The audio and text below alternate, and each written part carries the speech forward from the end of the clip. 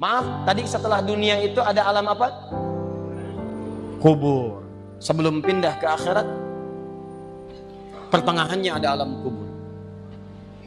Nih lihat sini nih. Kalau orang sudah selesai di alam ini, maka Allah wafatkan. Kullu nafsin dha'iqatul maut. Setiap yang punya jiwa akan kedatangan maut. Siapa yang bawa maut? Namanya malakul maut. Kalau malakul maut sudah bawa maut, maka dia mulai mewafatkan sampai meninggalkan dunia ini. Apa dalilnya Ustaz? Quran surah 32 ayat yang ke-11, paling kanan sebelah bawah. Qul yatawaffakum malakul mautil ladzi wukkila bikum. Kata Allah, katakan Muhammad kepada semua umatmu, setiap yang punya nyawa itu akan diutus malakul maut untuk mencabut nyawanya. Datang maut, makanya orang yang belum meninggal, yang belum dicabut, namanya disebut oleh Al-Quran dengan nama mayitun. Nih, ada ya-nya, ada taknya. Ya-nya ada tasdidnya begini. Mayit. Kalau ada tasdid berarti artinya CM, calon meninggal. Diantum jangan tersinggung kalau dikatakan mayit ya. Iya. Sama dengan ustaz. Iya. Innaka mayyitun wa innakum mayyitun. Engkau mayit, mereka pun mayit. Engkau akan wafat, mereka pun wafat. Cuman Allah membedakan waktu-waktu wafatnya. Barangkali tidak sama semuanya. Bisa antum duluan, saya belakangan, mungkin. Atau mungkin juga ditukar, jangan salah, bisa ditukar. Saya belakangan, antum duluan, bisa. Gak ada bedanya Ustadz. Ya sudah, saya duluan, bisa setelah antum. Nah, dipakai tasdid. Kalau datang maut, maut datang. Maut lewat malakul maut. Maut ini mengambil nafas, diambil tasdidnya nih, ambil ke atas. Begitu diambil, qul yatawaffakum malakul mautil ladzi wukkila bikum. Kullu nafsin dha'iqatul. Ya ayyatuhan nafsul mutmainnah, sesuatu yang tenang. Dalam bahasa Arab disebut dengan sukun. Sukun itu tenang, alamatnya sukun bulat. Ini kalau bulat dalam ilmu lugah, bulat jadinya, hilang tasdidnya. Maka kalau mayit itu artinya nyawanya sudah tidak ada. Mayitun masih ada nyawa, diambil malakul maut jadi mayitun. Nih alam kubur. Begitu pindah ke sini, datang malakul maut, dicabut nyawanya, maka diwafatkan, ditinggalkan dunia ini. Maka orang mengatakan telah meninggal dunia. Artinya apa? Ditinggalkan dunianya. Lihat sini, fokus. Karena alam kubur beda sifatnya dengan dunia, lain tempatnya, lain keadaannya, maka lain pula bekalnya. Jangankan alam kubur, beda tempat di dunia saja sudah beda keadaannya. Anda orang Indonesia ingin datang ke Malaysia, kalau bekalnya tidak ada Anda bawa, tidak akan mungkin Anda bisa masuk. Apa di antara bekalnya? Ada paspor yang mesti distempel begitu masuk imigrasi. Pergi lebih jauh lagi, misalnya saya pengen ke Australia, maka Anda harus ngajukan untuk mendapatkan visa. Lebih jauh ke Amerika, visanya bisa lebih sulit lagi. Maka bagaimana dengan alam kubur yang sifat keadaannya beda dengan dunia? Makanya bekalnya pun tidak akan sama. Jadi kalau Anda cuma mengumpulkan bekal dunia, maka semua bekal itu akan ditinggalkan saat di dunia.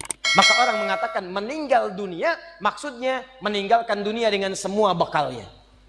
Nih, maaf ya, jam dunia, baju dunia, handphone dunia, gelas dunia. Jadi semua yang kita dapatkan di dunia, rumah yang luaskah, mobil yang mewahkah, pakaian yang glamorkah, kalau sudah meninggalkan semua alam dunia itu, maka hilanglah semua yang kita kenakan. Habis semua kita tinggalkan. Walaupun Anda koleksi yang bagus-bagus, tetap tidak akan pernah dibawa. Jangankan Anda, yang mengantarkan saja tidak akan menyertakan. Silahkan cek. Anda punya koleksi mobil paling bagus, apakah saat wafat dikuburkan dengan mobilnya? Tidak. Anda punya handphone paling mewah, kenangan tingkat tinggi. Di handphone itu suka dipakai bikin status tentang hadis, tentang ayat, tentang tafsir. Tiba-tiba ketika akan wafat, Anda wasiat kepada istri Anda tercinta. Mama, ini handphone kesayangan Papa. Handphone bekal ibadah. Tolong kalau meninggal, kuburkan dengan handphonenya. Kalau Mama kangen, miss call aja. Mustahil. Tuh air, mereknya Bengkulu Fillah. Nikmat di dunia. Tapi apakah ketika masuk ke alam kubur dibawa? Tidak. Selesai. Maka bagian pertama, Anda mesti sadar, ini yang mau saya sampaikan. Dan dari sini, saya akan lebih fokus kepada apa yang ingin saya sampaikan. Kita mesti sadar teman-teman sekalian, pertama kata Allah kita akan wafat. antum akan meninggal. Wafat. Wafat. Wafat. Wafat. Jadi antum kalau melihat di cermin tuh, ngaca dulu, ngaca, tunjuk wajah antum, wafat. Kamu akan wafat. Ketika Anda sadar Anda akan wafat, meninggalkan dunia ini, maka Anda mesti paham, udah punya bekal belum untuk pulang? Udah punya persiapan belum? Jangan-jangan Anda sibuk menyalakan rumah dunia Anda. Begitu padam listriknya, sibuk telepon PLN, telepon ini, telepon itu. Masuk ke alam kubur nggak ada cahaya, mau PLN mana yang dihubungi?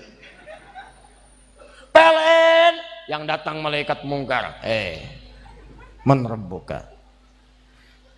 Siapa Tuhanmu? Siapa nabimu? Apa kitabmu? PLN. Gelap. Gelap dan gelap.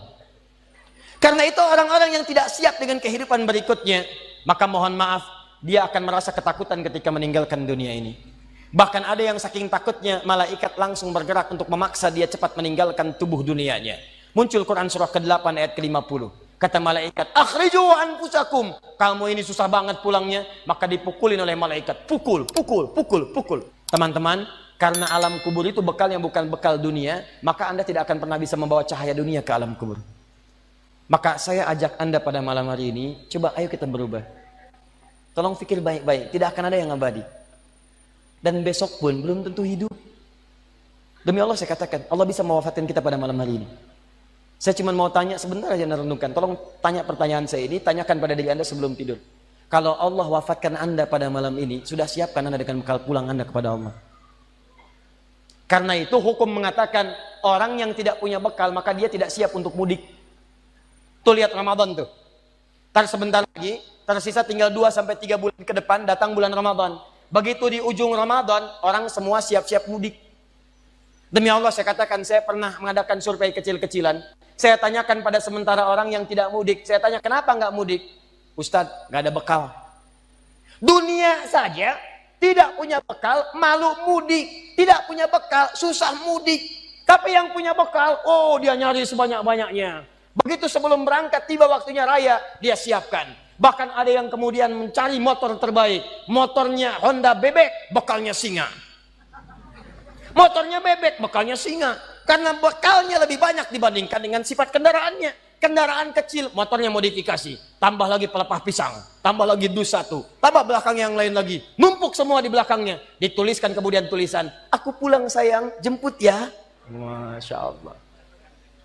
Luar biasa. Kenapa? Karena tahu dia punya bekal untuk pulang. Dan yang dikunjungi pun dihubungi terlebih dahulu. Aku mau pulang. Maka yang di sana menyiapkan segala perlengkapan untuk menyambut yang pulang. Silahkan cek. Begitu tahu akan ada yang pulang mudik, maka rumah dicet. Makanan diada-adakan. Semua dimunculkan. Bahkan yang tidak ada pun menjadi ada. Cuma setahun sekali. Luarnya kongwan, dalamnya rangginang. Idul Fitri. Anda pun begitu. Jadi kalau dunia saja punya sifat mudik, maka akhirat pun demikian. Orang-orang yang punya petaknya cuma dunia saja, maka selesai hidupnya di sini. Kata Allah, nih saya berikan gambaran. Yang visinya cuma sampai sini, maka saya berikan semua kenikmatan dunianya seperti yang dia inginkan. Tapi begitu selesai ini, ditenggelamkan di alam kubur sampai kedalaman yang paling dalam. Turun ancaman. Allah tidak menginginkan semua manusia larut di sini. Tapi kata Allah, saya tidak maksa. Nih saya berikan gambaran kepada Anda. Kata Allah, turun surah Al-Humazah. Wailul likulli humazatin alladzi jama'a malahu wa yahsabu anna malahu akhlada. Kata Allah, hei yang terlampau sibuk dengan dunia. Suaminya sibuk cari harta, hitung lagi, hitung lagi, hitung lagi. Istrinya sibuk kumpul-kumpul dengan sesamanya, cuma membicarakan harta suami.